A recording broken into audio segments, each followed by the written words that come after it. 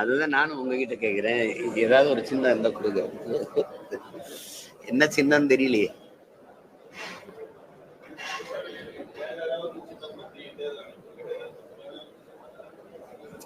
இது என்ன நடக்குதுன்னா, நீங்க விவசாய சின்னம் நம்ம இது பண்ணும்போது நம்மகிட்ட இருந்தது. அதை எடுத்து ஒருத்தர் கொடுத்துட்டாங்க. அதுல என்ன நியமனா, ஒரு கட்சி அவருக்கு 3 சின்னம் கொடுத்துட்டாங்க. சரி, அதுக்கப்புறம் நம்ம ஒரு சின்னத்தை கேட்கிறோம்னு வைங்கள, அது உடனே நம்ம கேட்ட உடனே கொஞ்ச நேரம் வேற ஒரு ஆள் கொடுத்துருக்கு. அது எந்த சின்னத்தை அவர் கேட்கிறாருன்னு பார்த்து அப்புறம் அந்த சின்னத்தை வேற ஒரு கொடுத்துருக்கு. இந்த விளையாட்டு எப்படி இருக்கு? நல்லா இருக்குல்ல? அப்புறம் என்ன சின்னத்தை கேட்க தோணும்? எந்த சின்னம் நீங்க கேட்டாலும் அது ஒரு பெரிய கட்சி அல்லது எல்லா இடத்துலயும் போட்டி போடுற ஒரு கட்சி அப்படி இருந்தாலும் சரி, ஒரு ஆறுதலா சரி, அவங்களுக்கு பெரிய கட்சி யாருன்னே தெரியாதவங்களுக்கு எடுத்து கொடுத்துரும். அப்படிங்கும்போது அது அந்த விளையாட்டு ரொம்ப கொடுமையாகவும் கடுமையாகவும் இருக்கு. அதனால சரி, பொறுமையா இருந்துதான் அதை செய்யணும்.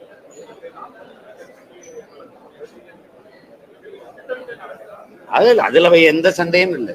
திட்டமிட்டு, ரொம்ப திட்டமிட்டு எப்படியாவது ஒழிச்சிடணும், வளர விடாம தடுத்துடணும்னு நான் நினைக்கிறேன். அது வெளிப்படையா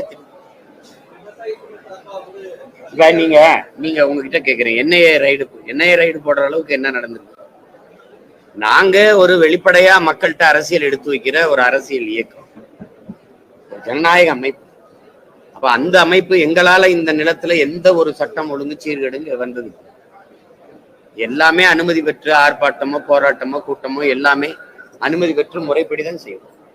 எங்களை என்ஐஏன்னு ஒரு சோதனையை போடும்போது நீங்க அமலாக்கத்துறையோ வருமான வரித்துறையோ என்னை சோதிக்க முடியல. எங்க பிள்ளைகள அவங்க சோதிக்கிறதுனால பல்லாயிரக்கணக்கில் இளைஞர்கள் எழுச்சியோடு என்னை நோக்கி ஓடி வர்றதை அது தடுக்குது. அந்த தம்பி வருவான், தங்கச்சி வருவா, அம்மா அப்பா விடுவாங்களா? அந்த கட்சிக்கு போனா ஏதோ பிரச்சனை, அது எல்லா போலீஸ் விசாரணை எல்லாம் வருதுன்னு பயப்படுவாங்க. எந்த யாராவது எனக்கு தேர்தலுக்கு நிதி தருவாங்களா? இந்த வச்சுக்கிறேன்னு கோடிக்கணக்காக யாரும் கொடுக்க போறது இல்லை. ஒரு 10,000 20,000 கொடுக்கறது கூட பயப்படுறாங்களே. நீ 20,000 கொடுத்தா அவனுக்கு நோட்டீஸ் இது அனுப்பி, கடிதம் அனுப்பி விசாரிக்கிறீங்க. ஆனா நீங்க எங்கெங்க இடி ரைடு போட்டீங்களோ அங்கெல்லாம் காசு வாங்கிறீங்களே. பாகிஸ்தான்ல இருக்க ஒரு நிறுவனத்துல காசு வாங்கி, அதுவும் புல்வாமா தாக்குதலுக்கு பிறகு வாங்கியிருக்கீங்க. 6,650 கோடிக்கு மேல வாங்கிருக்கீங்க. ஊழல் லஞ்சம் ஒழிக்கிறோம். நீங்க எல்லா கார்பரேட்டுகள்ட்டையும் காசு வாங்கும்போது கட்சி நடத்துறது அப்படித்தான் நடத்துறாங்க இவங்க. இங்க ஒரு கட்சி போதைப்பொருள் வித்தவன்ட்ட காசு, லாட்டரி வித்தவன்ட்ட காசு, பத்தாக்குறைக்கு இவங்களே சாராயத்தை வித்துக்கிறாங்க. அப்புறம் எளிய பிள்ளைகள் எப்படி கட்சி நடத்துறது பாருங்க. நீங்க நல்ல ஜனநாயகம் வரணும், நல்ல கட்சி வரணும், யார் வர முடியும்? வெட்டி பேச்சு, சும்மா வெறும் வார்த்தை. இங்க ஜனநாயகங்கிறது ஒரு வெற்று வார்த்தை. எங்க இருக்கு? யார்கிட்ட இருக்கு பதில்? நான் எழுப்புற கேள்விக்கு 14 தொகுதி இருக்கிற அஸ்ஸாம்ல 3 கட்டமா தேர்தல் நடக்குது. இதே 40 தொகுதி இருக்க பீகார்ல 7 கட்டமா நடக்குது. 42 தொகுதி இருக்க மேற்கு வங்கத்துல 7 கட்டமா நடக்குது. 80 தொகுதி இருக்க உத்தரப்பிரதேசத்துல 7 கட்டமா நடக்குது. எனக்கு புதுச்சேரி உள்ளிட்டு 40 இருக்கிற இடத்துல ஒரே கட்டமா ஏன் நடக்குது? ஏன் நடக்குது? எங்களை மாதிரி பிள்ளைங்க எவ்வளவு கஷ்டப்படுவோம் சொல்லுங்க. என்ன சின்ன இல்ல, பணம் கட்டுத்தொகை காசு இல்ல, எளிய பிள்ளைகள், படித்த பிள்ளைகள் நல்ல அரசியல் வரணும்னு எப்படி வர முடியும்? 20 நாள் தான் எனக்கு இருக்குது. 20 நாள்ல 40 தொகுதி வேலை செய்யணும். ஆனா 20 நாள்ல தேர்தல் நடக்கும் என்றதுக்கு 44 நாள் பெட்டி காத்து கிடக்கும்னா இது என்ன முறை? இது என்ன ஜனநாயகம்?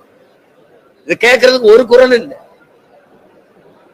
அவருக்கு வசதி, அவங்க வசதிக்கு நிறைய நாள் எடுத்துக்கிறீங்க. 7 கட்டமா நடக்குது, ஏன் எனக்கு 2 கட்டமா வைங்க? 14 தொகுதிக்கு 3 கட்டமா அசாமல் நடக்கும்போது எனக்கு 3 கட்டமா நடத்தக்கூடாதா? என்னவங்க எங்களை ஒழிச்சிடணும்னா அப்படி எத்தனை முறை வர்றாரு பிரதமர்? எத்தனை முறை? ஓகி புயலுக்கு, தானே புயலுக்கு, இப்ப நடந்து பெருவெள்ளத்துல சிக்கி நாங்க தவிச்சு செத்த ஒரு தடவை எங்களை இந்த பேரில இருந்து மீண்டு வர நான் உங்களுக்கு துணை நிக்கிறேன்னு ஒரு அறிக்கை இங்க ஏதாவது படிச்சதுண்டா, பார்த்ததுண்டா?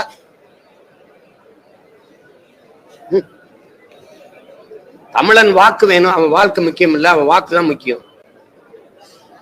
இதே இல்ல, நீங்களாவது இதை பேசணும்ல, ஊடகங்களாவது பேசணும்ல. உங்க வசதிக்கு ஒவ்வொன்றும் நீங்க 7 கட்டமா நடத்துங்க பீகார்ல. நீங்க இதுல ஒரே நாடு ஒரே தேர்தல் வேற வெக்கம்லாம் பேசிட்டு ஆயிருவீங்க. எனக்கு எதுக்கு 20 நாள்ல தேர்தல் வைக்கிறீங்க? ஏன் இன்னொரு 10 நாள் கூட கொடுத்தாங்க? கொடுத்தா என்ன? 7 கட்டமா தேர்தல் நடக்குது. 14 தொகுதிக்கு 3 கட்டமா நடக்குது. இங்க 40 தொகுதிக்கு ஒரே கட்டமா நடக்குது. ஆனா ஜனநாயகம் பேச சொல்றீங்க எங்களை. இந்த ஜனநாயகத்தின் மீது நம்பிக்கை வைங்கிறீங்க. எது ஜனநாயகம்? தேர்தல் ஆணையம் தன்னாட்சி அதிகாரம் பெற்றதுங்கிறீங்க. தன் இஷ்டத்துக்கு இயங்குறது அதுதான் தன்னாட்சியா? அவங்க கட்டுப்பாட்டுல இல்லையா? கட்டுப்பாட்டுல இல்லாமையா அவங்க விருப்பத்துக்கு தேர்தல் இது ஒதுக்கப்படுது, நாட்கள் ஒதுக்கப்படுது. எடுத்தவொடனே எனக்கு வைக்கிறீங்க. 7 கட்டமா நடக்குது, ஏன் எனக்கு 4 கட்டமா நடக்கட்டுமே? அதானே ஒரு குறைஞ்சபட்சம் ஒரு ஏதாவது இருக்கணும்ல, ஜனநாயகமா இருக்கணும்ல. வேலை செஞ்சு பாருங்க, அப்பதான் தெரியும் எங்களை மாதிரி பிள்ளைகள் என்ன பாடுபடுவோம்னு பாருங்க. 40 தொகுதியில 20 நாள்ல நாங்க 20 நாள்ல போய் முடிக்கணும்.